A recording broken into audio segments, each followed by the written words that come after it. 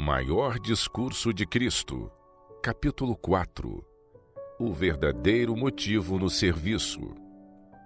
Guardai-vos, não façais as vossas boas obras diante dos homens, para serdes vistos por eles. Mateus 6, verso 1. As palavras de Cristo no monte eram uma expressão daquilo que fora o mudo ensino de sua vida, mas que o povo deixara de compreender. Eles não entendiam como, tendo tão grande poder, ele não buscava empregá-lo em garantir-se aquilo que reputavam um maior bem. Seu espírito, motivos e métodos eram opostos aos de Jesus. Conquanto pretendessem ser muito zelosos da honra da lei, sua própria glória era o verdadeiro objetivo que buscavam.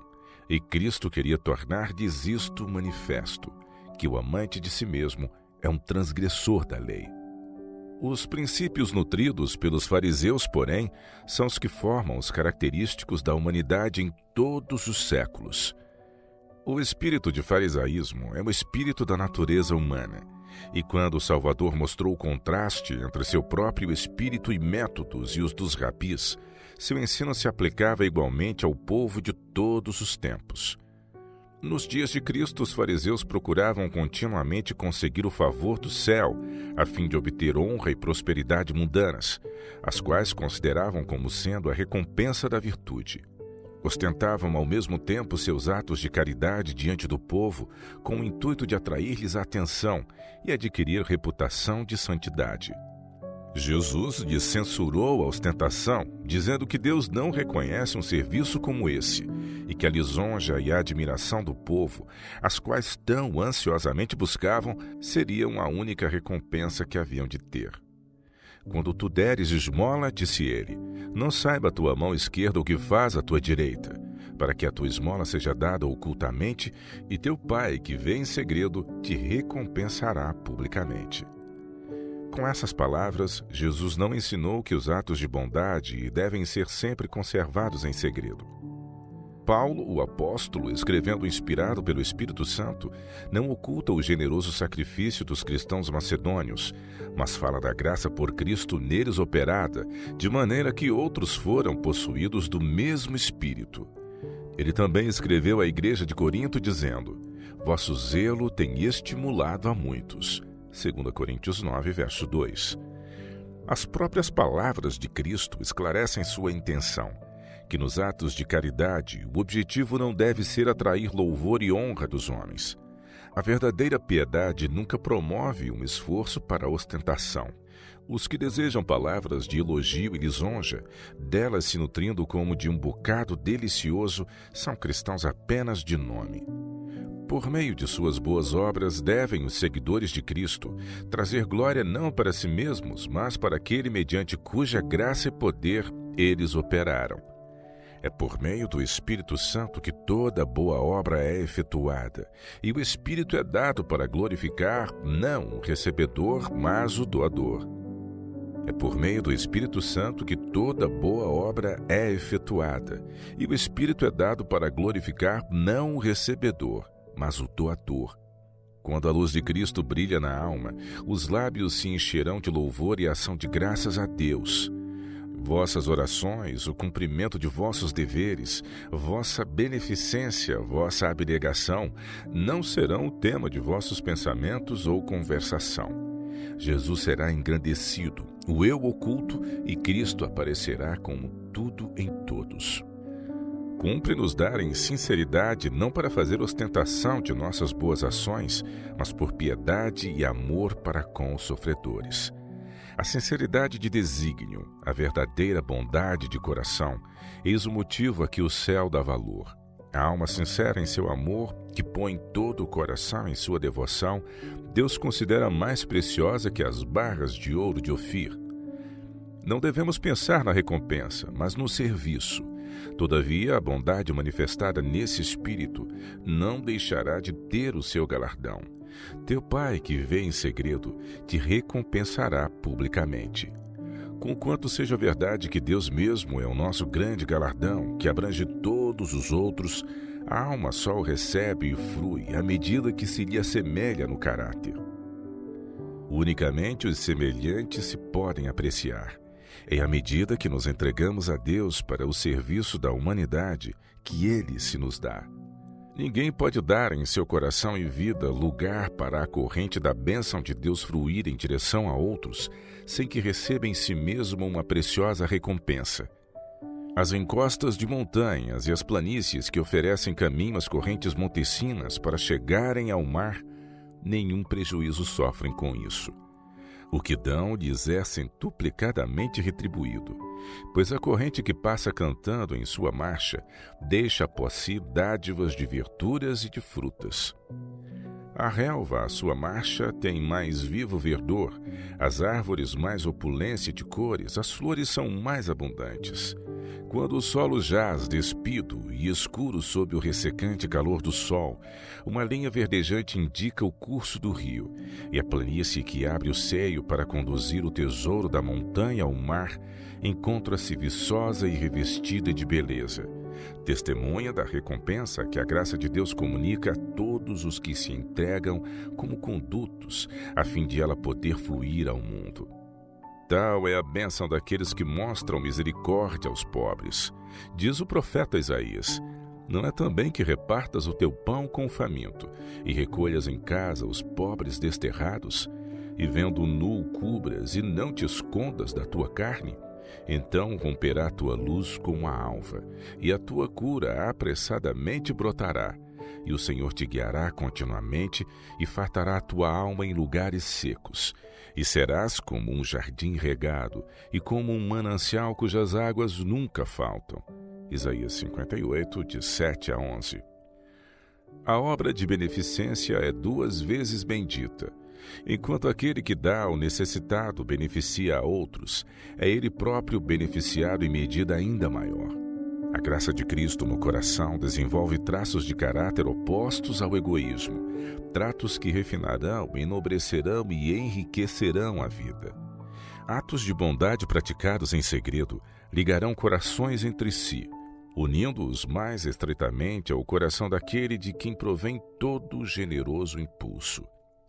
As pequeninas atenções, os pequenos atos de amor e sacrifício, os quais emanam da vida tão suavemente como o aroma se desprende da flor, constituem parte importante das bênçãos e felicidade da vida, e verificar-se-á por fim que a negação do próprio eu para o bem e a felicidade dos outros, embora humilde e não louvada aqui, é reconhecida no céu como o sinal de nossa união com Ele, o Rei da Glória, que era rico e contudo se tornou pobre por amor de nós.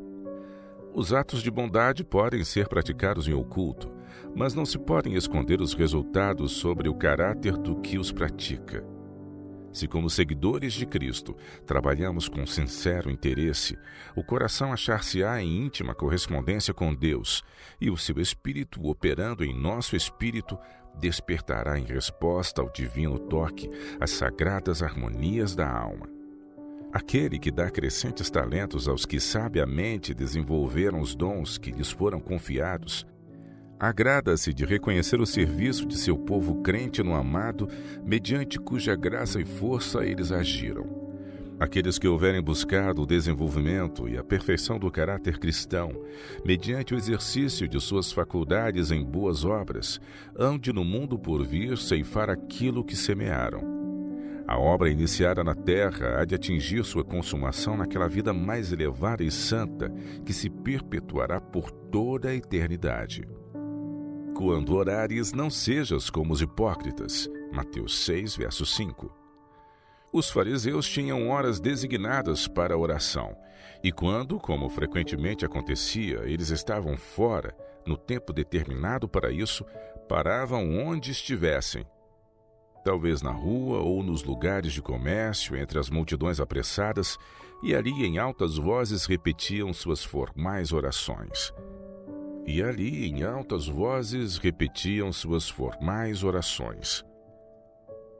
Tal culto prestado apenas para glorificação própria suscitou severa censura da parte de Jesus. Ele não desanimou, entretanto, a oração em público, pois ele mesmo orou com seus discípulos e na presença da multidão. Ensina, porém, que a oração particular não deve ser feita em público. Na devoção íntima, nossas orações não devem chegar aos ouvidos de ninguém mais, senão do Deus que ouve as orações. Nenhum ouvido curioso deve receber o fardo de tais petições. Quando orares, entra no teu aposento. Tende um lugar para a oração particular. Jesus tinha lugares especiais para a comunhão com Deus e o mesmo devemos fazer. Precisamos retirar-nos frequentemente para algum canto, por humilde que seja, onde nos possamos encontrar a sós com Deus. Ora a teu Pai que está em oculto. Podemos, em nome de Jesus, chegar à presença de Deus com confiança infantil. Homem algum precisa servir de mediador. Mediante Jesus é nos dado abrir o coração a Deus como a alguém que nos conhece e ama. No lugar secreto de oração, onde nenhum olhos senão os de Deus nos podem ver, ouvido algum senão o seu pode escutar, é nos dado exprimir nossos mais íntimos desejos e anelos ao Pai de infinita piedade. É no sossego e silêncio da alma que aquela voz que jamais deixa de responder ao clamor da necessidade humana falará ao nosso coração. O Senhor é muito misericordioso e piedoso. Tiago 5, verso 11. Ele aguarda com um incansável amor ouvir as confissões do extraviado e aceitar-lhe o arrependimento. Ele observa ver qualquer resposta de gratidão de nossa parte, assim como uma mãe observa o sorriso de reconhecimento de seu amado filho. Ele desejaria que levássemos nossas provações à sua compaixão, nossas dores ao seu amor, nossas feridas à sua cura, nossa fraqueza à sua força, nosso vazio à sua plenitude. Jamais foi decepcionado alguém que fosse ter com ele. Olharam para ele e foram iluminados, e os seus rostos não ficaram confundidos. Salmos 34, verso 5.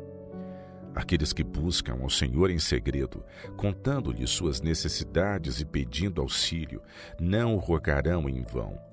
Teu Pai que vem em segredo te recompensará publicamente.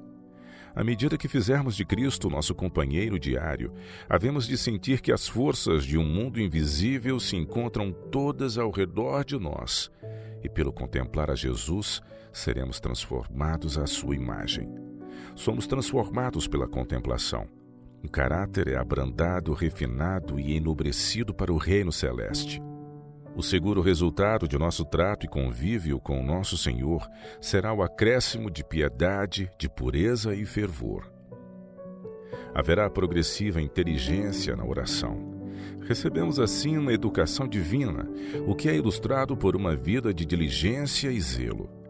A alma que se volve para Deus em busca de auxílio, de apoio, de poder, mediante diária e fervorosa oração, terá aspirações nobres, percepções claras da verdade e do dever, altos propósitos de ação e uma contínua fome e sede de justiça. Mantendo comunhão com Deus, seremos habilitados a difundir para os outros, através de nosso convívio com eles, a luz, a paz e a serenidade que reinam em nosso coração. A força obtida na oração a Deus, unida ao perseverante esforço no exercitar a mente na reflexão e no cuidado, prepara a pessoa para os deveres diários e mantém o espírito em paz em todas as circunstâncias. Se nos achegarmos a Deus, Ele porá em nossos lábios uma palavra para dirigir-lhe, isto é, um louvor ao seu nome. Ele nos ensinará o acento do cântico dos anjos, ações de graças ao nosso Pai Celestial.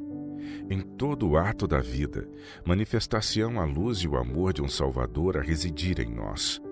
As perturbações exteriores não atingem uma vida vivida pela fé no Filho de Deus. Orando, não useis de vãs repetições como os gentios. Mateus 6, verso 7. Os pagãos consideravam suas orações como possuidoras em si mesmas do mérito de expiar pecados. Assim, quanto mais longas as orações, tanto maiores os merecimentos. Se pudessem tornar santos por seus esforços, teriam em si mesmos alguma coisa de que se regozijar, algo de que se vangloriar. Essa ideia da oração é fruto do princípio de expiação individual, o qual jaz na base de todos os falsos sistemas religiosos.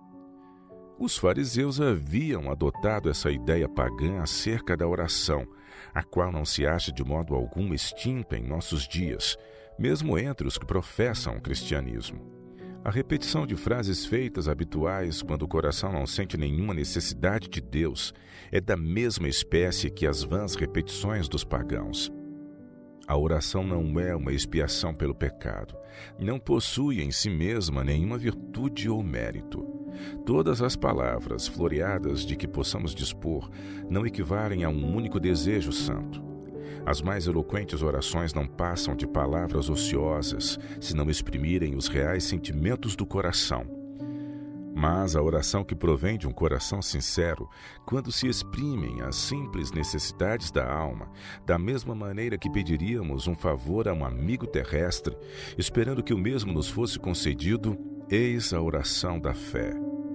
Deus não deseja nossos cumprimentos cerimoniais, mas o inarticulado grito de um coração quebrantado e rendido pelo senso de seu pecado e indizível fraqueza. Esse alcançará o Pai de toda a misericórdia. Quando jejuardes, não vos mostreis como os hipócritas. Mateus 6, verso 16. O jejum recomendado pela palavra de Deus é alguma coisa mais que uma forma. Não consiste meramente em nos privarmos da comida, em usarmos saco e lançarmos cinza sobre a cabeça. Aquele que jejua com verdadeira tristeza pelo pecado jamais buscará exibir-se. O objetivo do jejum que Deus nos convida a fazer não é afligirmos o corpo pelo pecado do coração, mas a ajudar-nos a perceber o caráter ofensivo do pecado, a humilharmos o coração diante de Deus e recebermos sua graça perdoadora. Sua ordem a Israel foi: rasgai o vosso coração e não os vossos vestidos, e convertei-vos ao Senhor vosso Deus. Joel 2, verso 13. De nada nos aproveita o fazer penitência ou lisonjear-nos de que, por nossas boas obras, havemos de merecer ou comprar uma herança entre os santos. Ao ser feita a Cristo a pergunta: que faremos para executar as obras de Deus? Respondeu ele: a obra de Deus é esta, que creiais naquele que ele enviou. João capítulo 6, versos 28 e 29. Arrependimento é volver-se do próprio eu para Cristo. E quando recebemos a Cristo de modo que pela fé ele possa viver sua vida em nós, as boas obras se manifestarão. Jesus disse: quando jejuares, unge a tua cabeça e lava o teu rosto, para não pareceres aos homens que jejuas, mas a teu Pai que está em oculto. Mateus 6, versos 17 e 18. Tudo quanto for feito para a glória de Deus deve ser feito com alegria de coração, não com tristeza e espírito sombrio. Não há nada de sombrio na religião de Jesus. Se pela sua melancólica atitude os cristãos dão a impressão de haverem sido recepcionados com seu Senhor, isto representa mau caráter dele, dando armas aos seus inimigos. Conquanto pelas palavras eles pretendam que Deus é seu Pai, todavia com melancolia e dor apresentam ao mundo o aspecto de órfãos. Cristo deseja que façamos com que seu serviço pareça atrativo, como na realidade o é. Que as abnegações e as íntimas provas do coração sejam reveladas ao compassivo Salvador. Sejam os fardos levados aos pés da cruz, e prossegui em vosso caminho, regozijando-vos no amor daquele que vos amou primeiro. Talvez os homens não venham nunca a saber da obra que secretamente vai em progresso entre a alma e Deus, mas o resultado da obra do Espírito no coração será a todos manifesta, pois aquele que vê em segredo te recompensará publicamente. Não ajunteis para vós tesouros na terra. Mateus 6, verso 19. Os tesouros acumulados na terra não têm duração. Os ladrões minam e roubam. A traça e a ferrugem destroem. Incêndios e tempestades arrebatam as vossas possessões. E onde estiver o vosso tesouro, aí estará também o vosso coração. Os tesouros acumulados na terra absorvem a mente, com exclusão das coisas celestiais. O amor do dinheiro era a paixão dominante nos dias dos judeus. A mundanidade usurpava o lugar de Deus e da religião na alma. O mesmo se dá agora. A avara ganância das riquezas exerce tão fascinante influência na vida que trazem resultado a perversão da nobreza e a corrupção do que há de humano nos homens, até que são arrastados para a perdição. O serviço de Satanás é cheio de cuidados, perplexidade e fatigante labor. E o tesouro que os homens labutam por acumular na terra dura apenas um momento. Jesus disse: ajuntai para vós tesouros no céu, onde nem a traça nem a ferrugem os consomem, e onde os ladrões não penetram nem roubam. Porque onde está o teu tesouro, aí estará também o teu coração. A instrução é: ajuntai para vós tesouros no céu. É para vosso próprio interesse assegurar as riquezas celestes. Estas apenas de tudo quanto possuís são realmente vossas. O tesouro acumulado no céu é imperecível. Nenhum incêndio ou inundação o pode destruir. Ladrão algum o pode arrebatar. Nenhuma traça ou ferrugem corrompê-lo, pois se encontra sob a guarda de Deus. Este tesouro que Cristo considera precioso acima de toda estimação são as riquezas da glória da sua herança nos santos. Efésios 1, verso 18. Os discípulos de Cristo são chamados suas joias, seu precioso e peculiar tesouro. Ele diz: como as pedras de uma coroa eles serão. Farei que um homem seja mais precioso do que o ouro puro, e mais raro do que o ouro fino de Ofir. Zacarias 9,16 e Isaías 13,12. Cristo considera seu povo em sua pureza e perfeição como a recompensa de todos os seus sofrimentos, sua humilhação, seu amor e como o suplemento de sua glória. Cristo, o grande centro de onde toda a glória irradia. E é-nos permitido unir-nos com Ele na grande obra da redenção e ser participantes com Ele nas riquezas que sua morte e sofrimento conquistaram. O apóstolo Paulo escreveu aos cristãos tessalonicenses: qual é a nossa esperança, ou gozo, ou coroa de glória? Porventura não sois vós também diante de nosso Senhor Jesus Cristo em sua vinda? Na verdade, vós sois a nossa glória e gozo. 1 Tessalonicenses 2, 19 e 20. Este é o tesouro pelo qual Cristo nos pede trabalhar. O caráter é a grande colheita da vida, e toda palavra ou ato que, mediante a graça de Cristo, suscita em uma alma um impulso em direção ao céu, todo o esforço que tende à formação de um caráter cristão é depositar tesouro no céu. Onde se acha o tesouro, aí estará também o coração. Em todo esforço para beneficiar a outros, beneficiamo-nos a nós mesmos. Aquele que dá dinheiro ou tempo para a disseminação do Evangelho, empenha seu próprio interesse e suas orações em prol da obra e das almas a serem conquistadas por meio dele. Suas afeições dilatam-se para outros, e ele é estimulado a maior devoção para com Deus, a fim de ser habilitado a fazer-lhes maior bem. E no dia final, quando a riqueza da terra vier a perecer, o que acumulou tesouro no céu contemplará aquilo que foi ganho pela sua vida. Se demos ouvidos às palavras de Cristo, então, ao reunir-nos em torno do grande trono branco, veremos almas que foram salvas por nosso intermédio, e saberemos que uma alma salvou a outras e outras ainda outras. Um grande grupo levado ao porto de descanso em resultado de nossos labores, para aí depositar suas coroas aos pés de Jesus e louvá-lo através dos intérminos séculos da eternidade. Com que alegria há de o obreiro de Cristo contemplar esses remidos, que partilham da glória do Redentor. Quão precioso será o céu para aqueles que houverem sido fiéis na obra de salvar almas. Se já ressuscitaste com Cristo, buscai as coisas que são de cima, onde Cristo está sentado à destra de Deus. Colossenses 3, verso 1. Se os teus olhos forem bons, todo o teu corpo terá luz. Mateus 6, 22. Sinceridade de propósito, inteira devoção a Deus, eis a condição indicada pelas palavras de nosso Salvador. Seja o desígnio de descobrir a verdade e obedecer que custe o que custar, sincero e inabalável, e a vez de receber divina iluminação. A verdadeira piedade começa quando termina toda transigência com o pecado, Então a linguagem do coração será do apóstolo Paulo. Uma coisa faço, e é que, esquecendo-me das coisas que para trás ficam, e avançando para as que estão diante de mim, prossigo para o alvo, pelo prêmio da soberana vocação de Deus em Cristo Jesus. Tenho também por perda todas as coisas, pela excelência do conhecimento de Cristo Jesus, meu Senhor, pelo qual sofri a perda de todas as coisas, e as considero como esterco para que possa ganhar a Cristo. Filipenses 3, 13, 14 e 8.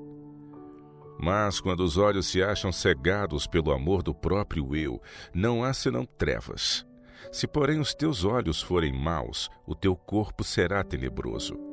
Era essa terrível cegueira que envolvia os judeus em obstinada incredulidade, tornando-lhes impossível apreciarem o caráter e a missão daquele que viera salvá-los de seus pecados. O ceder à tentação começa ao permitir-lhes que a mente vacile, seja inconstante na confiança em Deus. Se não preferirmos entregar-nos inteiramente a Deus, achamo-nos então em trevas. Quando fazemos qualquer reserva, deixamos aberta uma porta pela qual Satanás pode entrar para nos extraviar com suas tentações. Ele sabe que se nos puder obscurecer a visão de maneira que os olhos da fé não possam ver a Deus, não haverá barreira contra o pecado. A predominância de um desejo pecaminoso revela a ilusão da alma. Cada condescendência com aquele desejo avigora a aversão da alma para com Deus. Ao seguirmos a senda escolhida por Satanás, encontramos-nos envolvidos pelas sombras do mal, e cada passo leva a uma treva mais densa e aumenta a cegueira do coração. A mesma lei que rege o mundo natural domina o espiritual.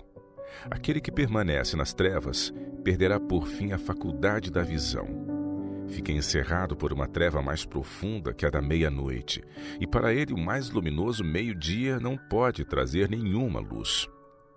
Anda em trevas e não sabe para onde deva ir, porque as trevas lhe cegaram os olhos. 1 João capítulo 2, verso 11. Nutrindo persistentemente o mal, desatendendo voluntariamente as súplicas do divino amor, perde o pecador o amor do bem, o desejo em torno de Deus, a própria capacidade de receber a luz do céu. O convite da misericórdia ainda é cheio de amor. A luz fulgura ainda tão resplandecente como quando raiou a princípio em sua alma. Mas a voz cai em ouvidos moucos, a luz em olhos cegos. Alma alguma é abandonada por Deus, entregue a seus próprios caminhos, enquanto houver qualquer raio de esperança quanto à sua salvação. O homem se desvia de Deus, não Deus do homem. Nosso Pai Celestial acompanha-nos com apelos e advertências e afirmações de compaixão até se tornarem de todo inúteis posteriores oportunidades e privilégios. A responsabilidade fica com o pecador. Resistindo ao Espírito de Deus hoje, prepara ele o caminho para uma segunda resistência à luz quando ela vier com maior poder. Assim, passa ele de um grau de resistência a outro, até que por fim a luz deixa de causar impressão e ele cessa de responder por qualquer maneira ao Espírito de Deus. Então, mesmo a luz que em ti há se tornou em trevas. A própria verdade que conhecemos ficou tão pervertida que aumenta a cegueira da alma. Ninguém pode servir a dois senhores. Mateus 6, verso 24. Cristo não diz que o homem não servirá a dois senhores, mas que ele não pode fazê-lo. Os interesses de Deus e os interesses de Mamon não têm ligação ou correspondência. Justamente onde a consciência do cristão adverte para deter-se, para negar o próprio eu, para parar, aí mesmo o mundano ultrapassa a linha a fim de condescender com suas propensões egoístas. De um lado do limite se encontra o abnegado seguidor de Cristo. Do outro lado está o amante do mundo, complacente consigo mesmo, cortejando a moda, empenhando-se em frivolidades e regalando-se em proibido prazer. Àquele lado do limite não pode ir o cristão. Pessoa alguma pode ocupar uma posição neutra. Não há classe neutra que nem ama a Deus, nem serve ao inimigo da justiça. Cristo deve viver em seus instrumentos humanos e operar mediante suas faculdades e agir por meio de suas aptidões. A vontade deles precisa estar submissa à sua vontade. Eles devem agir com o seu espírito. Então, não mais vivem eles, mas Cristo é que neles vive. Aquele que não se entregou inteiramente a Deus acha-se sob o controle de outro poder, escutando outra voz, cujas sugestões são de caráter inteiramente diverso. Um serviço pela metade coloca o agente humano do lado do inimigo, como bem-sucedido aliado das hostes das trevas.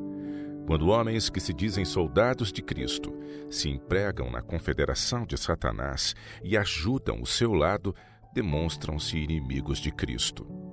Traem sagrados depósitos, formam um elo entre Satanás e os verdadeiros soldados, de modo que por meio desses instrumentos está o inimigo operando continuamente para roubar o coração dos soldados de Cristo. O mais poderoso baluarte do vício em nosso mundo não é a vida iníqua do abandonado pecador ou do degradado. É a vida que, ao contrário, parece virtuosa, respeitável e nobre, mas na qual é nutrido um pecado. A vida em que há complacência com um vício. Para a alma que está lutando intimamente contra alguma gigantesca tentação, tremendo à beira de um abismo, tal exemplo é um dos mais poderosos estímulos a pecar. Aquele que, dotado de altas concepções da vida, da verdade e da honra, transgride ainda voluntariamente um preceito da santa lei de Deus, perverteu seus nobres dons, tornando-os um laço para o pecado. O gênio, o talento, a simpatia, mesmo a generosidade e as boas ações podem tornar-se um engodo de Satanás para seduzir almas para o precipício da ruína nesta vida e na porvir. Não ameis o mundo, nem o que no mundo há. Se alguém ama o mundo, o amor do Pai não está nele. Porque tudo o que há no mundo, a concupiscência da carne, a concupiscência dos olhos e a soberba da vida, não é do Pai, mas do mundo. 1 João capítulo 2, versos 15 e 16. Não andeis cuidadosos. Mateus capítulo 6, verso 25. Aquele que vos deu a vida sabe qual é a vossa necessidade de alimento para mantê-la. Aquele que criou o corpo não se esquece de que necessitais de vestuário. Não há de aquele que concedeu o dom maior proporcionar também o que é preciso para o completar? Jesus chamou a atenção de seus ouvintes para os pássaros enquanto entoavam seus cânticos de louvor, livres de preocupações, pois eles nem semeiam nem cegam, todavia o grande Pai lhes provê as necessidades. E pergunta: não tendes vós muito mais valor do que eles? Sem que ele o saiba, não cai a andorinha. A alma contrita nunca está sozinha. Jesus está conosco em toda parte, e em nosso pranto toma sempre parte. Jamais, jamais abandona ele, assim, quem nele confiar até o fim. As encostas dos montes achavam-se matizadas de flores, e apontando-as no orvalhado frescor da manhã, disse Jesus: olhai para os lírios do campo, como eles crescem. As formas graciosas, as delicadas cores das plantas e das flores podem ser copiadas pela habilidade humana. Que toque, porém, é capaz de transmitir vida a uma flor ou a uma haste sequer? Toda florinha à beira dos campos deve a existência ao mesmo poder que estabelece os luminosos mundos lá em cima.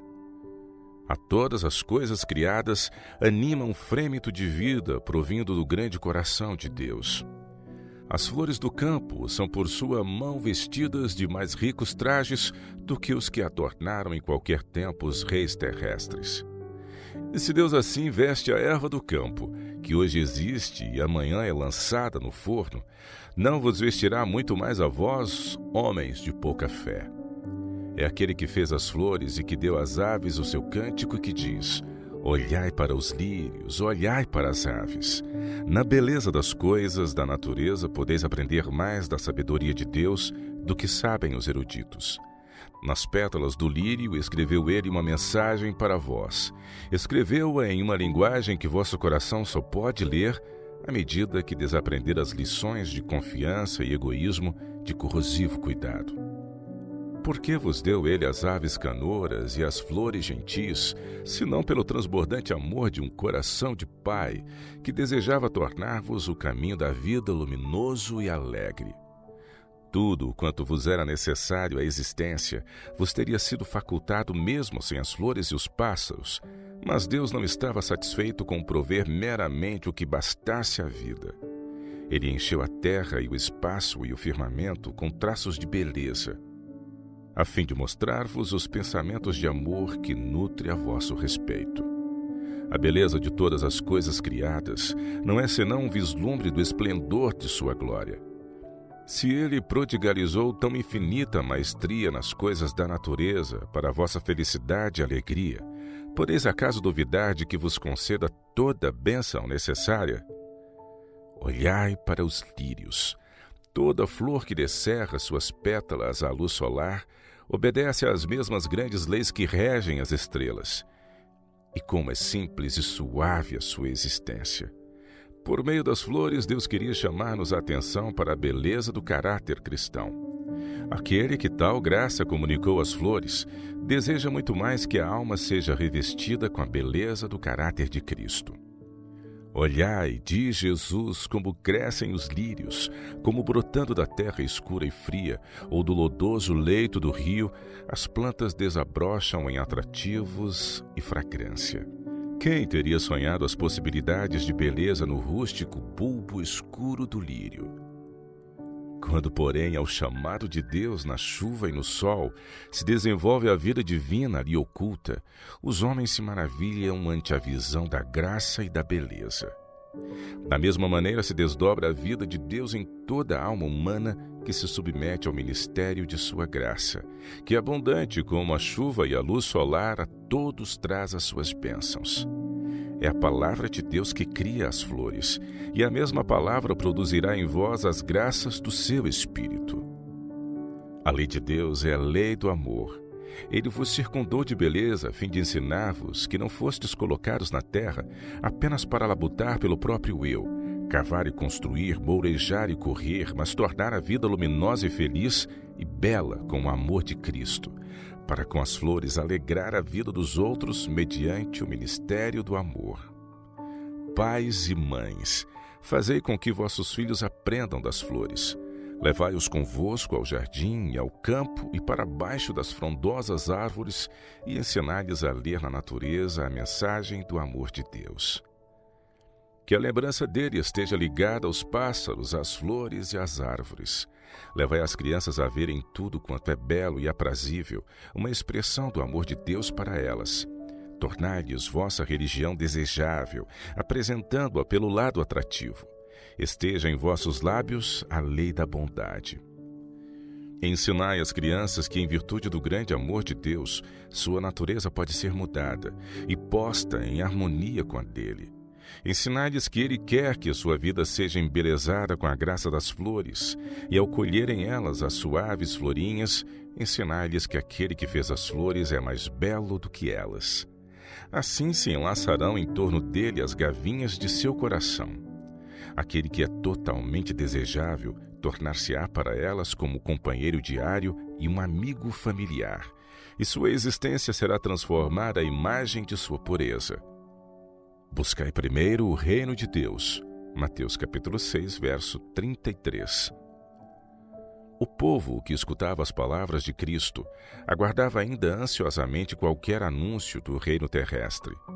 Enquanto Jesus lhes descerrava os tesouros do céu, a questão principal em muitos espíritos era: em que maneira podemos, ligando-nos a Ele, aumentar nossas perspectivas terrenas? Jesus mostrou como, fazendo das coisas do mundo sua suprema ansiedade, eles se assemelhavam às nações pagãs que os rodeavam, vivendo como se não existisse Deus com seu terno cuidado em torno de suas criaturas. Todas estas coisas, disse Jesus, as gentes do mundo buscam. Vosso Pai Celestial bem sabe que necessitais de todas estas coisas, mas buscai primeiro o reino de Deus e a sua justiça, e todas estas coisas vos serão acrescentadas. Lucas capítulo 12, verso 30 e Mateus 6, 33. Eu vos vim revelar o reino de amor e de justiça e paz. Abri o coração para receberdes este reino e tornai o serviço do mesmo vosso principal interesse. Conquanto seja um reino espiritual, não temais que vossas necessidades quanto a esta vida não sejam consideradas. Se vos entregais ao serviço de Deus, aquele que tem todo o poder no céu e na terra, proverá o que necessitardes. Jesus não nos dispensa da necessidade do esforço, mas ensina que devemos fazer dele o primeiro e o último e o melhor em todas as coisas. Não nos devemos empenhar em nenhum negócio, seguir em nenhum empreendimento, buscar prazer nenhum que impeça a operação de sua justiça em nosso caráter e vida. Tudo quanto fizermos, devemos fazê-lo de coração, como ao Senhor.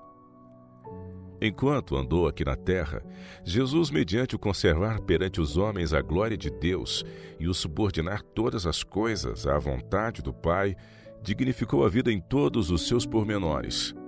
Se lhe seguirmos o exemplo, a promessa que nos dá é de que nos serão acrescentadas todas as coisas necessárias a esta vida. A pobreza ou riqueza, a doença ou a saúde, a simplicidade ou a sabedoria, tudo se acha providenciado na promessa de sua graça. Os braços eternos de Deus circundam a alma que se volve para ele em busca de auxílio, por mais fraca que seja essa alma.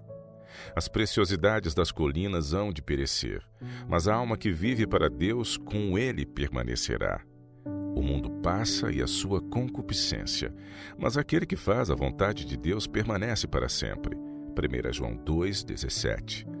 A cidade de Deus abrirá suas portas de ouro para receber aquele que, enquanto na terra, aprendeu a apoiar-se em Deus quanto à direção e sabedoria, conforto e esperança, por entre perdas e aflições.